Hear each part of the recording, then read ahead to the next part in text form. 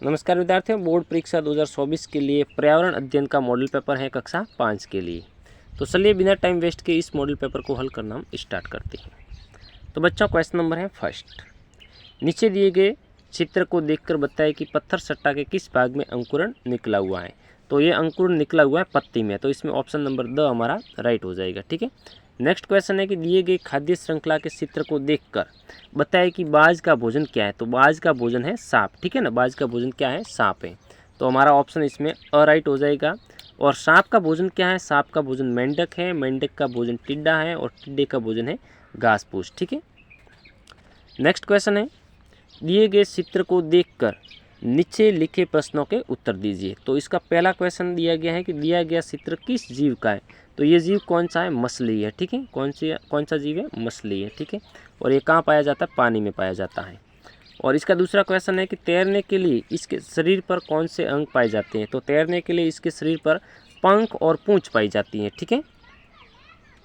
Next question है, आपने इस जीव को कहाँ कहाँ देखा है। तो आपने इस जीव को कहाँ कहाँ पर देखा है, ये आपको बताना है। तो जैसे आपने इसको तालाब में या फिर पोखर में, नहर में, झील में, ऐसे स्थान पर आपने इसको देखा होगा। उसके बाद में है चौथा क्वेश्चन कि राजस्थान के मानचित्र में निम्नलिखित जिलों को अंकित कीजिए। तो उदयपुर, कोटा और धौलपुर को आपको राजस्थान के इस नक्शे में दर्शाना है। ठीक है। तो ये उदयपुर यहाँ पर रहता है, ये उदयपुर है। और यहाँ पर ये कोटा है और यहाँ पर है धौलपुर। ठीक है।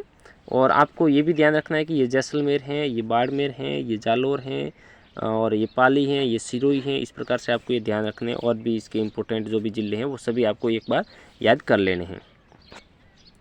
क्वेश्चन नंबर है सट्टा, भोजन पचने की पूरी प्रक्रिया का वर्णन कीजिए। तो बच्चों, इन सभी के आंसर मैंने यहाँ पर लिखे हुए ताकि आपका ज़्यादा समय वेस्ट न हो। ठीक है। तो इसका आंसर है कि मुंह में रखा हुआ भोजन दांतों द्वारा चबाया जाता है, फिर ये ग्रहसिका से आमाशय में पहुंचता है, फिर छोटी आंत से बड़ी आंत में पहुंचता है, जहां इस भोजन का क्या होता है, पाचन होता है, यानी पचता है। ठीक है। उसके बाद में अपचित जो भोजन होता है वो मल के द्वारा त्याग दिया जाता है। ठीक है। सातवां क्वेश्चन है कि सिंचाई के कौन कौन से साधन हैं, नलकूप का चित्र बनाइए। तो सिंचाई के लिए जैसे नलकूप है, मोटर पाइप है, फवारे हैं, रहट है, कुआं है, बावड़ी है, नहर, तालाब, ये सभी नल सिंचाई के साधन है। ठीक है। तो नलकूप का इसने चित्र बनाने के लिए कहा हुआ है, तो नलकूप का चित्र इस प्रकार से बनेगा। ठीक है। नेक्स्ट क्वेश्चन है आपके आठवां क्वेश्चन है कि निम्न में से जल में उगने वाले पौधे हैं। तो जल में उगने वाले होते हैं कमल, जलकुंभी। कमल जलकुंभी है वो आपके जल में उगता है, बाकी ये जल में उगने वाले पौधे नहीं हैं। नेक्स्ट क्वेश्चन है, जल्दी पकने से बचाने के लिए फलों को रखा जाता है। तो फलों को जल्दी पकने से बचाने के लिए बागानों में रखा जाता है। ऑप्शन नंबर 6 इसका राइट हो जाएगा।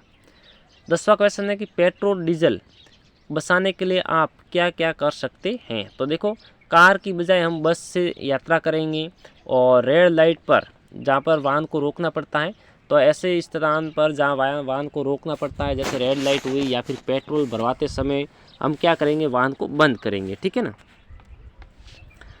11वां क्वेश्चन है कि निम्नलिखित वस्तुओं को उनके स्वाद के आधार पर छांट कर उचित समूह में लिखना है। ठीक है। स्वाद के आधार पर आपको इसको अलग अलग करना है, तो आप आसानी से इसे कर सकते हो।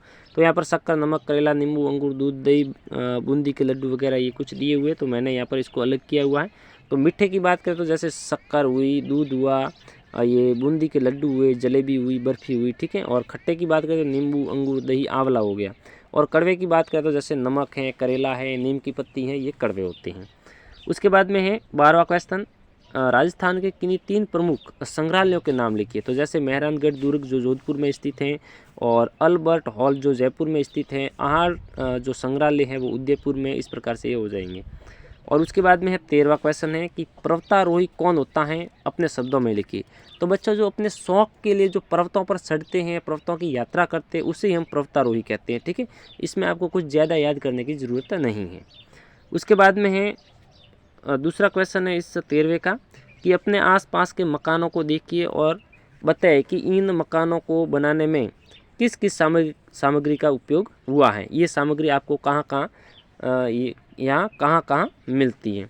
तो जैसे हमारे आसपास की बात करें तो कुछ झोपड़ियाँ हैं और कुछ पक्के मकान भी हैं।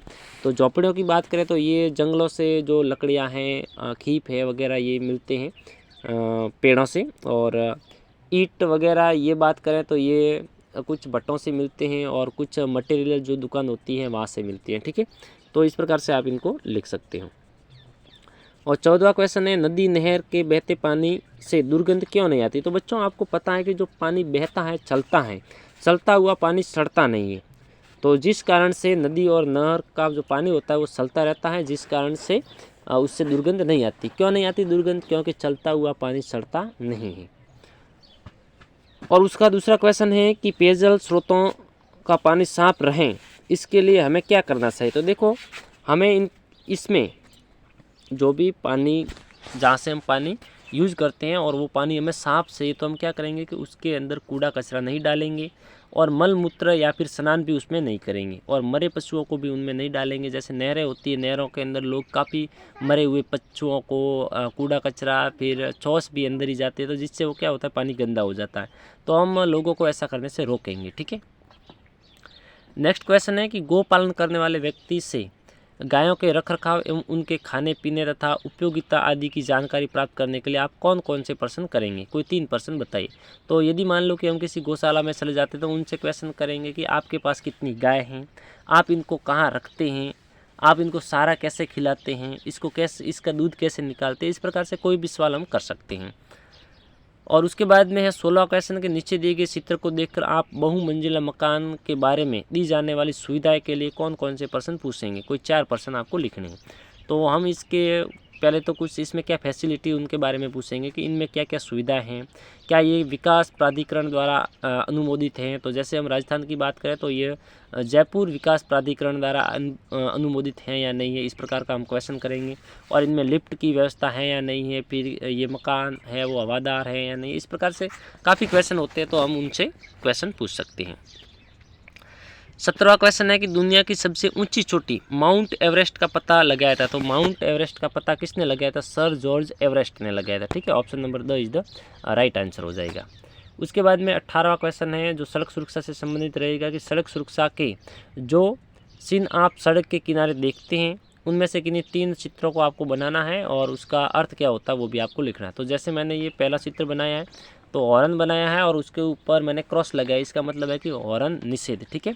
और यहाँ पर मैंने ये तीर का निशान इस प्रकार से दाई और मोड़ा है, तो इसका मतलब है कि दाएं मुड़े, और यहाँ पर तीर का निशान इस प्रकार से करने के बाद में इसको क्रॉस लगाया है, तो इसका मतलब ये हुआ कि दाएं मुड़ना निषेध है, मतलब दाएं न मुड़े। 19वां क्वेश्चन है इसके अलावा और भी, जैसे 18वें क्वेश्चन के चित्रों की बात करें सड़क सुरक्षा के चित्रों की, तो और भी काफ़ी चित्र हैं, आप उन संकेतों को बनाकर उसका आंसर दे सकते हो। अब हम 19वें क्वेश्चन को हल करते हैं। तो 19वां क्वेश्चन है कि वायु प्रदूषण के कोई 2 प्रमुख कारण लिखिए। तो देखो वाहनों से निकलने वाला धुआं, फैक्ट्रियों से निकलने वाला जो विषैला धुआं होता है, इस प्रकार से कई कारण हैं। और नेक्स्ट क्वेश्चन है कि आपका चयन अंतरिक्ष यात्री के रूप में मान लो हो जाता है तो आप इसके लिए कौन कौन सी तैयारी करेंगे। तो देखो अलग अलग तरह का भोजन करने की हम प्रैक्टिस करेंगे, विशेष अवस्था में कार्य करने की भी प्रैक्टिस करेंगे, गुरुत्वाकर्षण बल के अभाव में रहने की हम कोशिश करेंगे, अत्यधिक दाब या अत्यधिक कम दाब में रहने की भी हम कोशिश करेंगे। तो इस प्रकार से हमें ये व्यवस्था करनी पड़ेगी, नहीं तो फिर हम अंतरिक्ष में नहीं जा सकते, क्योंकि अंतरिक्ष में जाते ही ये सब एक्टिविटी आपके साथ में होगी और फिर आप जो भी खाओगे वो पचेगा भी नहीं यदि आपने ये प्रैक्टिस नहीं की हुई है तो। उसके बाद में है सड़क पर लाल बत्ती होने पर हमें क्या करना चाहिए। तो बच्चों आपको पता ही है क्या करना चाहिए, आंसर आप कमेंट कर दो। 21वां क्वेश्चन है कि आप किसी पर्यटन स्थल पर गए हो तो वहाँ पर फैले कचरे को रोकने के लिए आप क्या सुझाव देंगे। तो मान लो आप कहीं पर गए हैं और इस साल आप कहाँ पर घूमने के गए थे पिकनिक पर, स्कूल की तरफ से आप कहाँ पर पिकनिक गए थे, आपको हमें कमेंट करके भी बताना है, मैं इसका आंसर आपको बताता हूँ। तो इसका आंसर हम कुछ इस प्रकार से लिख देंगे, जैसे मान लो कि मैं मथुरा गया था तो वहाँ सभी जगह फैले कचरे से मेरी सेहत खराब हो गई, कचरे की जो बदबू से सांस लेने में भी बहुत समस्या आ रही थी। यानी इस वीडियो को पॉज करके ये आंसर आप एक बार रीड कर लो, ठीक है। तो ये ऐसा कैसा आपको हर जगह पर देखने को मिलता है, तो आपको इस प्रकार से लिख देना है। नेक्स्ट क्वेश्चन है 22वां है कि हाथ पैर अकड़ना तथा बाद में पैरों में लकवा होना ये किसके लक्षण है। तो ये पोलियो जो रोग होता है उसके लक्षण होते हैं। और उसके बाद में है इंडोर और आउटडोर जो खेल होते हैं उनके आपको नाम बताने। तो जैसे इंडोर की बात करें तो जैसे शतरंज है, टेबल टेनिस है, कैरम है, सांप सीढ़ी है आदि। और आउटडोर की बात करें तो आउटडोर में जैसे हॉकी, क्रिकेट, फुटबॉल, कबड्डी, दौड़ आदि, ये आउटडोर हो गया, ठीक है ना। उसके बाद का क्वेश्चन है कि आपके क्षेत्र में क्या लोग खुले में शौच करते हैं? यदि ऐसा करते हैं तो उसको आप क्या राय देंगे, आप क्या सुझाव देंगे?